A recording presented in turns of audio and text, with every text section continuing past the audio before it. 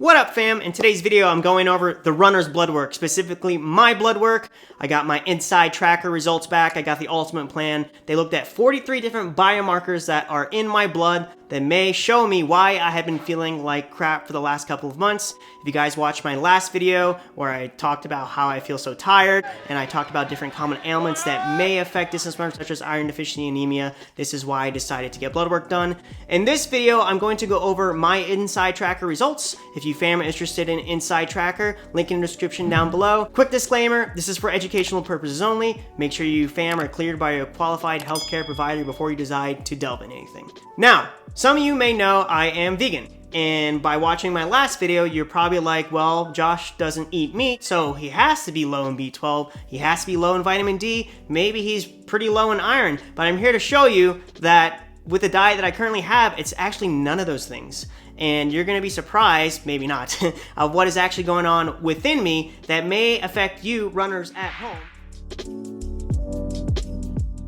Here is the INSIDETRACKER website. Here are my results and analyses. I'm going to talk about what I am doing now that is probably causing my biomarkers to be currently out of range. I'm going to go over what INSIDETRACKER recommends, both supplements and dietary recommendations, and show how it is laid out to help correct my biomarkers and put them in the optimal performance zones. The yellow right here on the different biomarkers is the normal population. So for example, right here to here is normal population. Optimal zone, green here, is based on for athletes or what you chose INSIDETRACKER to be tailored towards, because believe it or not, INSIDETRACKER does have other things that tailored toward. It can be health and wellness, it can be performance and recovery, and the such. And the optimal markers are based off of the current literature or research, so there are going to be different values you may notice that are actually needed to be higher for an athlete than for the normal population, which is another cool thing that INSIDETRACKER does. All right, so let's go through my 43 different biomarkers. First one here, my lipid group. My lipid group, as you can see here, that INSIDETRACKER shows, is at risk. Red is at risk. In the beginning of setting up your INSIDETRACKER profile, you can actually set up your lifestyle habits and like your dietary restrictions. So I put vegan and gluten-free. So for my healthy lipid group foods, it gives me different types of beans and whatnot, navy beans, white beans, pinto beans, tailored towards my wants and needs. It gives you dietary and supplement recommendations, tells you to eat at least 3 servings of vegetables per day, take 600 milligrams of ALA each day, 2 to 3 cups of oolong tea, psyllium husk.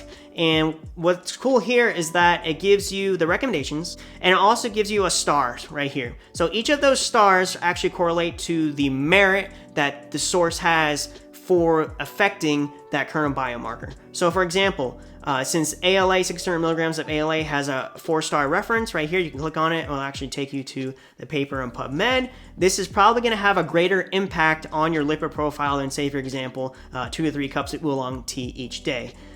So that is also pretty cool. It breaks down even further, lipid profile right here. So my LDL is high. I'm gonna have to change my diet to fix my LDL. My LDL is high because, if you see down here, if you consume or cook with coconut oil, limit or eliminate your intake altogether. And I'm asking myself, where in my diet currently am I getting coconut oil?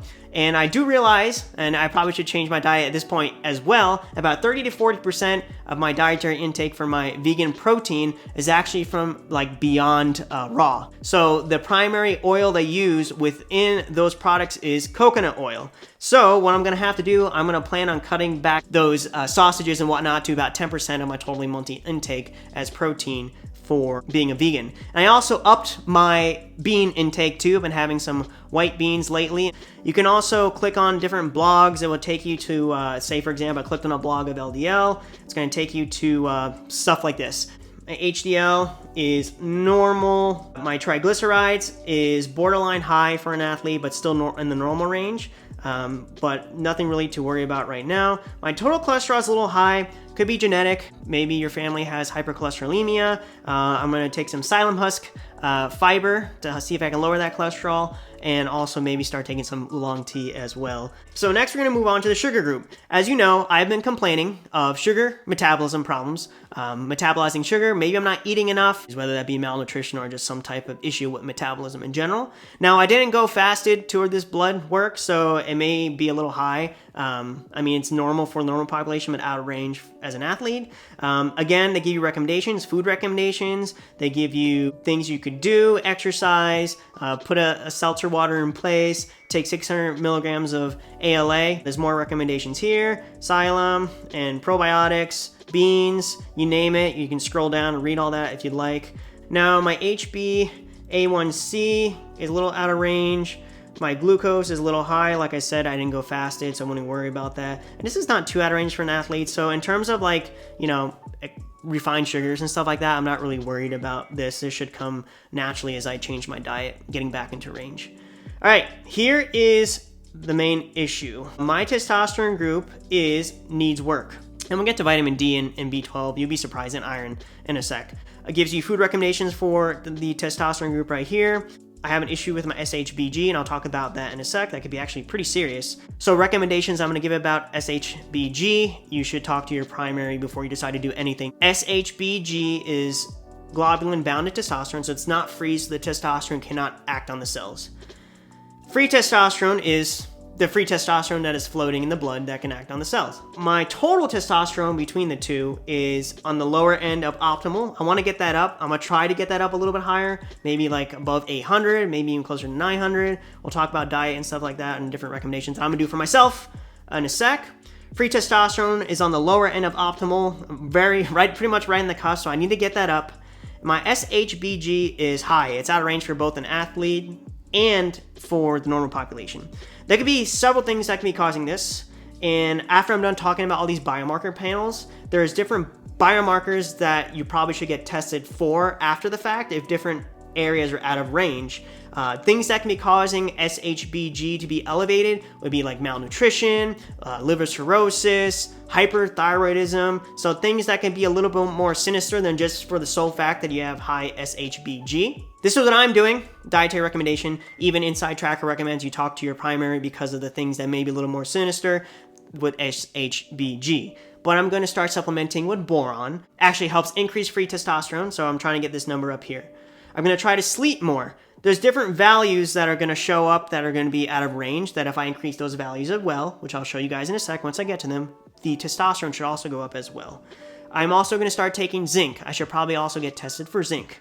That could also be causing a zinc deficiency, for example, could be causing low free testosterone. I should probably also do a thyroid panel to see if I'm having hyperthyroidism. I did cut out iodine in my diet pretty substantially the last 16 days because literally for the last year, I have a fear of being iodine deficient, being a vegan, so I decided to put iodinized salt literally on every single meal of every single day. So that can also affect my glucose metabolism. That can also affect how I am feeling. And those are the things that I'm going to do for my SHBG values, and I will check my blood work again, hopefully at the beginning of July or so, with INSIDETRACKER to see those markers have changed. And hopefully they have, because I'm already starting to feel a lot better. All right, next is the magnesium group. My magnesium needs work. I actually take 400 milligrams of magnesium before bed, which is, I believe, the RDA. Now, if you have never taken magnesium before, you probably shouldn't take that much. You should start out much lower. Talk to your registered dietitian, your qualified healthcare provider, because if you take too much,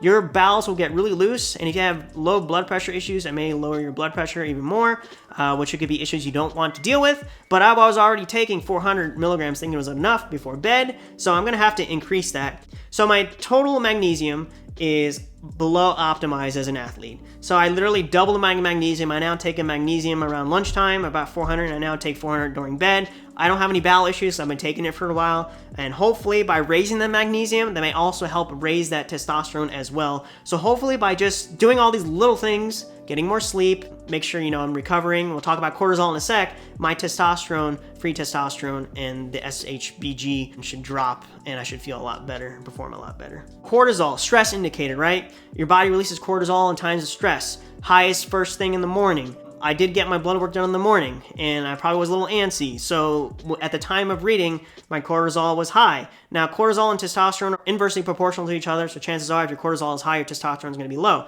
Chronic cortisol production, obviously it's going to hurt you in the long run. No pun for my channel, but I did start taking 600 milligrams of ashwagandha root to help with my above optimized cortisol. And there may be some literature out there too on like testosterone and stuff like that. Final Sprint too, believe it or not, for ashwagandha as an adaptogen, helps with the hormones. So that's what I'm taking now too as well. So I'm trying to get that cortisol down. Now my vitamin B12 is actually really high for me being a vegan. And where is this coming from my diet of why is it being so high? Well, I do take like Emergency or Energy or whatever, those vitamin C supplements, maybe the Whole Foods brand that have like 1,000 milligrams of vitamin C, but also have a ton of B vitamins in them as well. For a fear of me being anemic, we'll talk about iron in a sec. I was taking 2,000 milligrams of vitamin C a day. With my iron, that's probably why my B12 is so high. So what I'm gonna do now is I'm only gonna cut back maybe to 1 pouch of Energy every other day for when I take my iron every other day. And we'll talk about why I'm taking iron every other day when I do my iron deficiency anemia video. So inflammation group, my inflammation group is normal. White blood cells, normal. Liver enzymes are all good. My GGT is normal. AST is a little out of range, but just probably fixing my diet and stuff like that should go down. And vitamin D, I need to cut back on dosages. Now I'm gonna cut back to maybe 5,000 or every other day 5,000 because you do not want this to get above here. My iron group, now my iron group is normal or good. My ferritin could use a little work. It's on the lower end of optimized. So what I'm gonna do is I'm gonna increase my iron just a little bit. You shouldn't blindly increase your iron at home. This is a big disclaimer you gotta mention.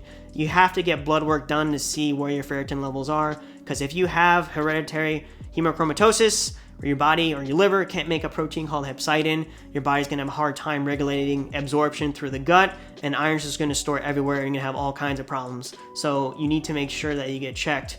Hemoglobin's the highest it's ever been. My iron binding levels is out of optimized. If I change how I dosage with my iron, hopefully that would change how this will affect. Iron, normal. Everything's normal. So I just want to get my iron up a little bit.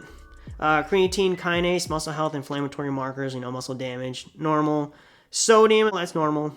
Potassium, it's a little, actually it's on the low range, borderline low range. So I'm gonna start eating some more of these. Hopefully that will get that up. Calcium is a little high. You're like, you don't drink any milk. I mean, I do eat a lot of kale. I need to cut back on vitamin D and hopefully this calcium go down just a little bit. My folate, it's optimized. My platelet group, good. My testosterone cortisol ratio I need to get that up there. So much information, a lot of work to be done, but it doesn't really take too much. I mean, when you look at this, it does look like a lot, and I have already made huge changes within the first 16 days since I've gotten my results, and I feel a lot better already. All right, fam, so if you like Inside Tracker, I think it's pretty cool. You guys should check it out. Link in the description down below, insidetracker.com/in the long run. Use my code WhatUpFam for 20% off any of Inside Tracker's plans. If you guys like this video, watch this video here. This is the I'm Tired video that I did before this one, the precursor to this one, and if you don't like that one, you can watch this one here. Like, share, comment, subscribe, hit that notification bell for when I post my next video. Sorry if this video is a little long, but love you guys. Catch you guys next time. Peace.